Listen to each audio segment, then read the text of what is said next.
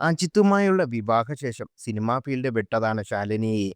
ഭർത്താവും മക്കളും കുടുംബകാര്യങ്ങളുമായി ഒതുങ്ങിക്കൂടിയുള്ള ജീവിതമായിരുന്നു. അടുത്ത കാലം മുതലാണ് പൊതുവേദികളിൽ നടി പ്രത്യക്ഷപ്പെട്ടു തുടങ്ങിയത്. ഒരു ഇന്റർവ്യൂ നൽകിയിട്ട് പോലും വർഷങ്ങളായി. ഏറെ നാളുകൾക്ക് ശേഷം JFW മൂവി അവാർഡിൽ 2026 വേദിയിൽ നടി പ്രത്യക്ഷപ്പെട്ടു. ഒപ്പം ഭർത്താവ് അജിത്തിന്റെയും മക്കളുടെയും വിശേഷങ്ങൾ അടക്കം ആരാധകരുമായി പങ്കിടുകയും ചെയ്തു.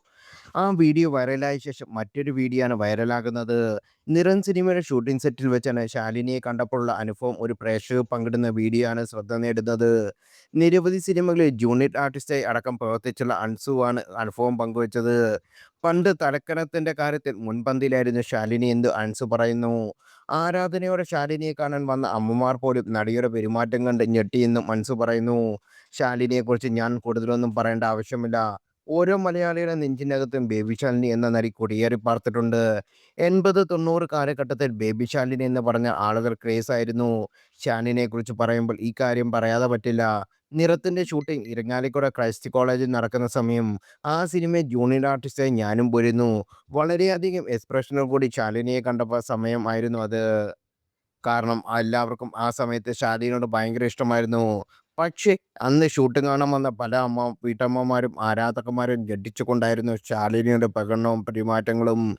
ഞാൻ പറയുന്ന കുറ്റമൊന്നും കണക്ക് കൂട്ടണ്ട.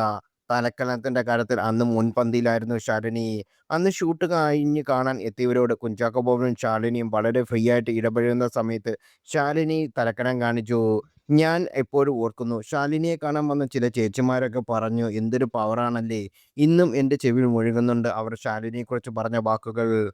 ശാലിനി സെറ്റിലേക്ക് ഉച്ചയാകുമ്പോഴേക്കും വരും. പക്ഷെ ആർക്കും പിടികൊടുക്കില്ല.